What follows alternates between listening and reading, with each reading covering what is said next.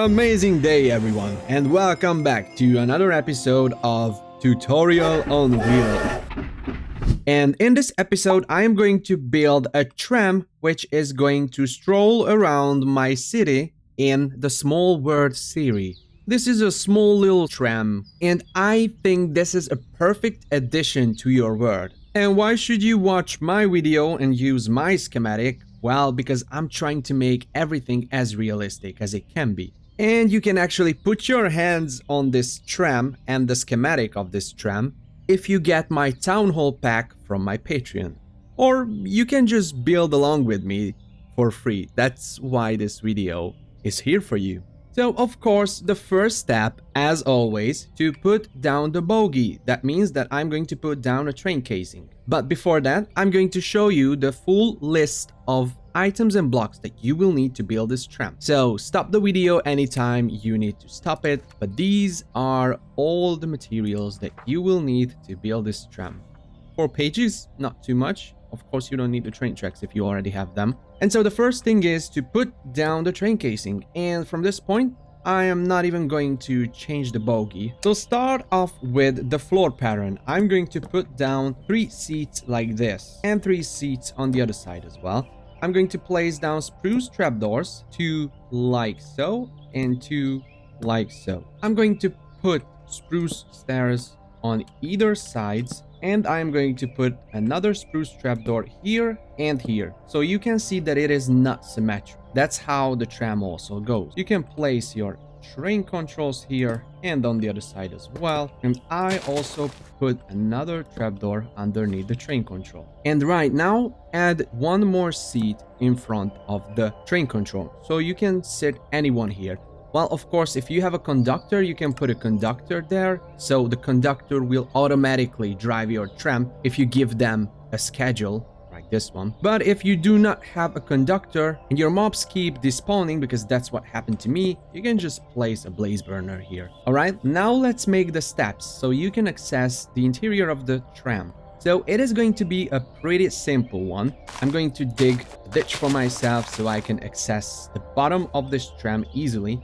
And I am going to do an L shape with the copycat bytes, like this. And from this point, I'm going to add a copycat shaft and a copycat byte panel here. You need to texture it. I'm going to use the light gray steel boiler for this. Hogy milyen modok lehetnek, hogy vagy Steam and Rails, vagy Battery Pink MacBooks. And my texturing goes like this. So for the shaft and the byte panel, I like to add this riveted side. And for this one, I am just going to simply have this lining on the bottom, and you can of course copy paste it. Well, now I'm going to use the Axiom tool because I can easily use that. And if you have Axiom tool, or you can connect it with the Sinitra mod, and you can easily do this. Well, the only problem is that it was not flipped perfectly. Now it is. You just probably have to play around with the textures, but that's it.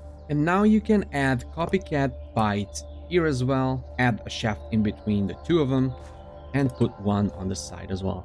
The texturing is going to remain the same, the riveted for these and the lined for these. Of course, same thing on the other side. So now the last thing is to make this stripped dark oak lining on the bottom side, or in this case on the top side.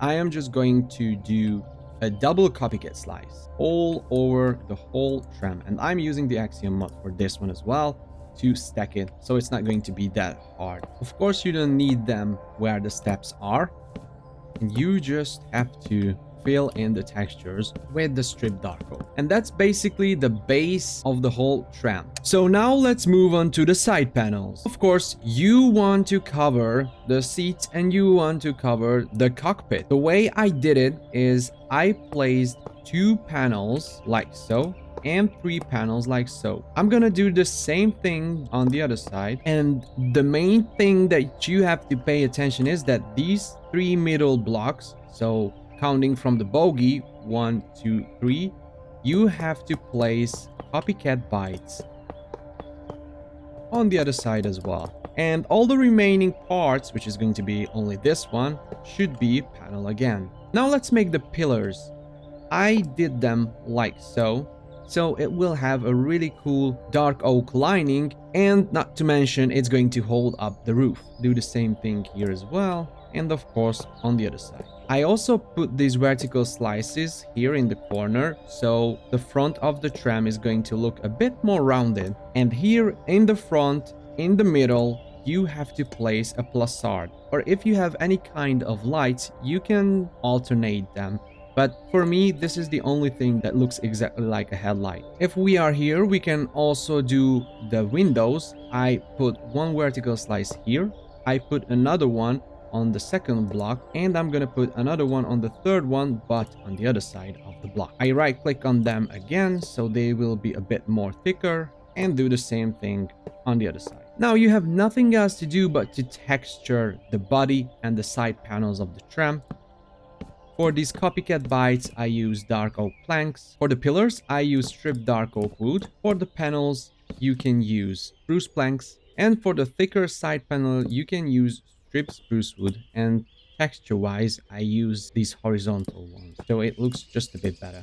The roof is probably the toughest cookie in this build because, well, it's just a bit complicated to make the rounded shape and to make it look good. What you can do is you can, of course, put two panels on top of the train controls and on top of the driver's seat, and the same thing on the other side.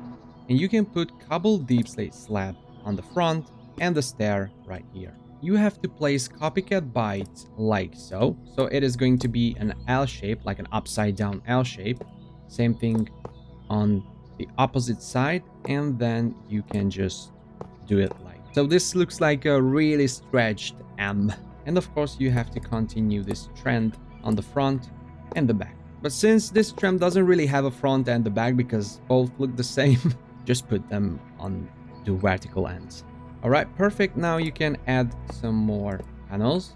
So, and I also added horizontal slices and double click them to make them thicker. And to fill this gap, you can add the bites. For the roof decoration, I'm going to add horizontal slices. I'm gonna double the side ones and triple the middle one. And now we can do the roof railing on the sides. So for the first row of the roof, you have to go one block down. So you don't have to do the railing in the line of this panel, but underneath it. So you can see they are diagonal, and you can double it. And I also put one on top of this middle one. And of course, not to mention, same thing on the other side.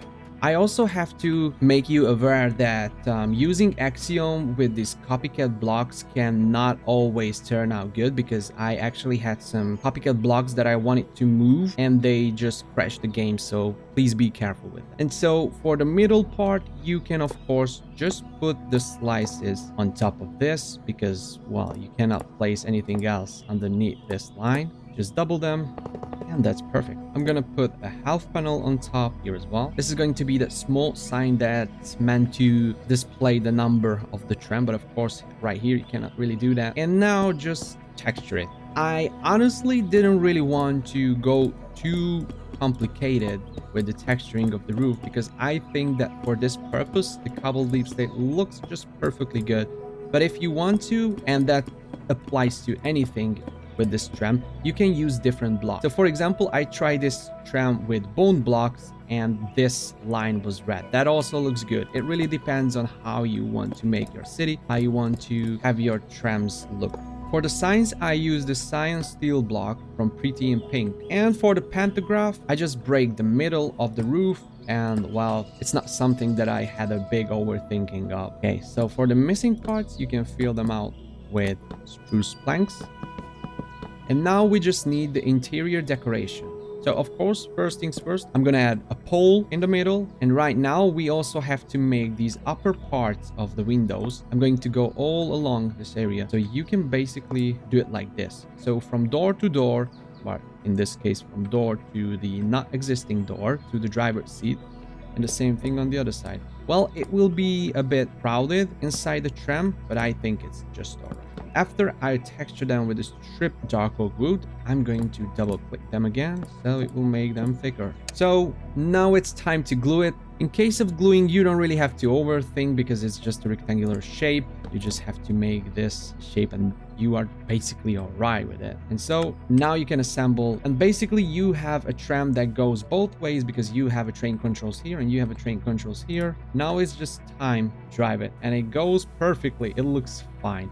If you connect two of them next to each other, I think they are going to look stunning. So this is how I make my trams for my town hall in my Small Words series. You guys are amazing. Thank you so much for sticking around and making this tram with me. I wish you all an amazing day and I see you in the next one. Bye bye.